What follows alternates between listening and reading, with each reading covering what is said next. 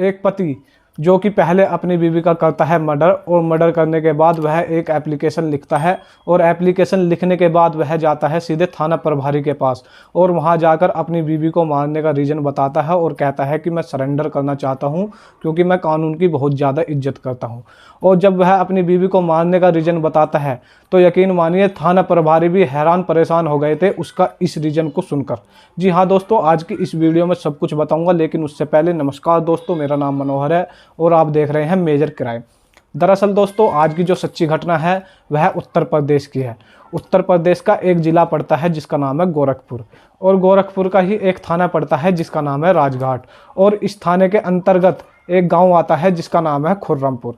इस गांव से सुबह 11 बजे एक व्यक्ति निकलता है जिसके हाथ में एक चिट्ठी है, यानी कि एक एप्लीकेशन है, और वह उस एप्लीकेशन को लेकर जाता है सीधे राजघाट थाने में, और वहां जाकर सीधे जो अंदर ऑफिस बना हुआ था, सीईओ और एसएसपी बैठे थे, वह सीधा उनके ऑफिस में जाने की कोशिश करता है, लेकिन जो थाने के बाहर यानी कि कांस्टेबल वगैरह खड़े थे वह उसको रोक लेते हैं, और रोकने के बाद उससे पूछते हैं कि भाई तुम सीधे कहाँ अंदर जा रहे हो, पहले हमें तो बताओ क्या प्रॉब्लम है और तुम्हारे हाथ में यह क्या है।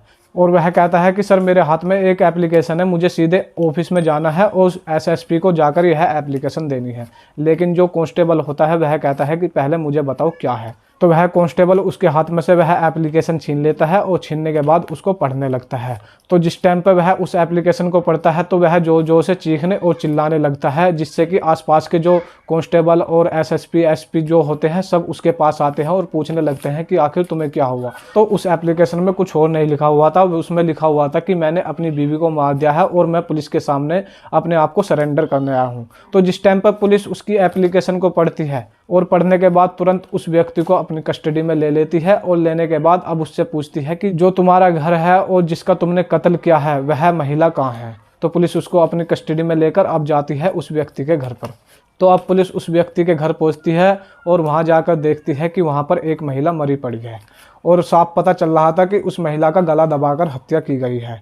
तो पुलिस उसको अपने कस्टडी में लेती है और उसको भेज देती है सीधा मोर्चरी यानी कि पोस्टमार्टम के लिए। अब पुलिस उससे पूछने लगती है कि आखिर तुमने इसका कत्ल क्यों किया और किस वजह से तुमने इसको मार डाला। तो वह व्यक्ति बताता है कि उसका नाम है शरद चंद्रन और उसकी उम्र है 45 साल, उसके 3 बच्चे हैं, और वह पहले एक ट्रक ड्राइवर था, लेकिन 3 साल पहले उसने ट्रक ड्राइवर की नौकरी छोड़ दी थी। और ट्रक ड्राइवर की नौकरी छोड़ने के बाद उसने कुछ दिन स्कूल की बस चलाई, लेकिन उसमें भी उसको पैसे नहीं कम रहे थे, यानी कि उसका भरण पोषण सही से नहीं हो रहा था। तो जिसके चलते उसने स्कूल की बस चलाने भी छोड़ दिया, यानी कि उसने 2 साल स्कूल की बस चलाई थी, यानी कि नौकरी की थी। फिर उसके 1 साल बाद वह एक किराना की दुकान अपने घर पर ही खोल लेता है, और खोलने के बाद जब वह अपनी किराना की दुकान चलाने लगता है तो उसकी दुकान बहुत ही अच्छी तरीके से चलने लगती है। तो इसी बीच में जो उसकी बीवी होती है, जब शरद अपनी दुकान का सामान लेने के लिए बाहर जाया करता था तो उसकी बीवी उसकी दुकान को संभाला करती थी। लेकिन जब वह अपनी दुकान को संभाला करती थी तो उसके दुकान पर एक आयान नाम का लड़का आया करता था, जिसके चलते उसकी करीबी उससे बढ़ जाती है, यानी कि आयान से उसकी बीवी की करीबी बढ़ जाती है। होता क्या है, शरद चंद्रन जब दुकान का सामान लेने के लिए बाहर गया हुआ था तो उसकी बीवी दुकान पर बैठी हुई थी। उसी बीच में आयान उसके दुकान पर आता है, और आयान जब उसकी दुकान पर आता है तो जो शरद चंद्रन की बीवी होती है वह आयान को अपने कमरे में ले जाती है, यानी कि अंदर ले जाती है, और उसके साथ शारीरिक संबंध बनाने लगती है। उसी बीच में शरद चंद्रन दुकान से वापस आता है, यानी कि अपना दुकान का सामान लेकर आता है दूसरी दुकान से, और आकर देखता है उसकी दुकान एकदम खाली पड़ी है, यानी कि उसकी बीवी उसकी दुकान पर नहीं बैठी हुई है। जो उसके बच्चे थे वह स्कूल में पढ़ने लिखने के लिए गए थे, लेकिन उसकी बीवी दुकान पर नहीं बैठी हुई थी।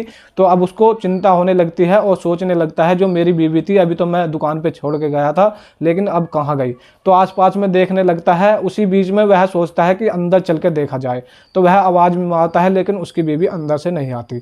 तो अब दुकान के रास्ते होते हुए वह सीधे जाता है कमरे में, और वहां जाकर देखता है कि जो उसकी बीवी है वह आयान के साथ शारीरिक संबंध बना रही है, जिसको देखकर वह हैरान परेशान हो जाता है, और वह तुरंत अपनी बीवी को आवाज़ मारता है, और आवाज़ मारने के बाद जो आयान होता है उसको मार पीट कर भगा देता है। और जो उसकी बीवी होती है वह अपनी बीवी को समझाने लगता है कि जो तुम यह कृत्य कर रही हो यह समाज कभी भी इसकी इजाज़त नहीं देता, और हम किसी को मुंह दिखाने के लायक नहीं रहेंगे। यानी कि वह अपनी बीवी को बहुत ही अच्छी तरीके से समझाता है, लेकिन उसकी बीवी कहीं नहीं समझती। तो अब धीरे धीरे ऐसे ही वक्त गुजरने लगता है, लेकिन 15 दिन के बाद जो शरद चंद्रन होता है वह अपनी बीवी को फिर उसी लड़के के साथ आपत्तिजनक हालत में देख लेता है। और अब जो शरद चंद्रन होता है वह सीधे जाता है राजघाट पुलिस स्टेशन में। वहां जाकर एक एप्लीकेशन देता है और वहां कहता है कि जो मेरी बीवी है यह किसी लड़के के साथ अवैध संबंध में बंध चुकी है और मुझको इससे अपना पीछा छुड़ाना है। तो पुलिस वाले उसकी इस एप्लीकेशन को सुनते हैं और उनके बीच में रजामंदी करवा देते हैं। यानी कि उससे कहा जाता है कि जो तुम्हारी बीवी है अगर उसने तुम्हारे ऊपर मानहानि का मुकदमा दर्ज कर दिया तो तुम्हारी बीवी की ज़्यादा सुनी जाएगी, यानी कि पुलिस तुम्हारी बीवी की ही सुनेगी और तुमको जेल में बंद कर देगी। तो इसी के चलते उनके बीच में रजामंदी हो जाती है और रजामंदी के बाद अब ऐसे ही धीरे धीरे उनका टाइम गुजरने लगता है। लेकिन एक महीने पहले होता क्या है, जो शरद चंद्रन होता है वह फिर हमेशा की तरह अपनी दुकान का सामान लेने के लिए बाहर जाता है। तो वह अपनी बीवी को दुकान पर बैठा जाता है और बैठाने के बाद जो उसकी बीवी होती है वह आयान को बुलाती है, जिसकी उम्र होती है 16 साल, यानी कि वह अभी 16 साल का ही लड़का था।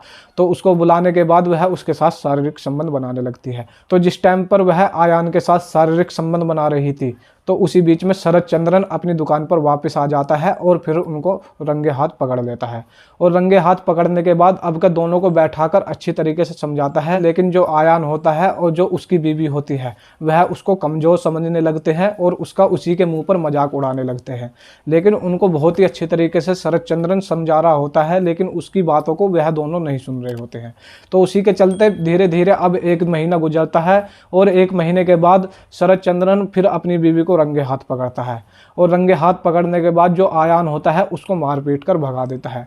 और भगाने के बाद जो उसकी बीवी होती है उससे उसकी बहुत ज़्यादा लड़ाई हो जाती है। और लड़ाई होने के बाद वह अपनी बीवी से कहता है कि तुम ऐसे बाज नहीं आओगे। और उसी के चलते यानी कि लड़ाई झगड़े के चलते हुए वह अपनी बीवी का कत्ल कर देता है, यानी कि गला दबाकर उसकी हत्या कर देता है। और हत्या करने के बाद वह एक एप्लीकेशन लिखता है। एप्लीकेशन लिखने के बाद वह जाता है सीधे राजघाट थाने में, यानी कि पुलिस स्टेशन में जाता है और वहां जाकर अपनी एप्लीकेशन पुलिस वालों को देता है और वह अपने आप को सरेंडर कर देता है। दोस्तों, पुलिस ने अब उसको अपनी हिरासत में लेकर भेज दिया है सीधे जेल में। दोस्तों, इस कहानी को सुनाने का उद्देश्य किसी को हैरान परेशान करना नहीं है, सिर्फ आपको और आपके परिवार वालों को सावधान और सतर्क करना है। सतर्क रहे, सावधान रहे। तो मिलते हैं किसी सच्ची घटना के साथ। जब तक के लिए जय हिंद, जय भारत।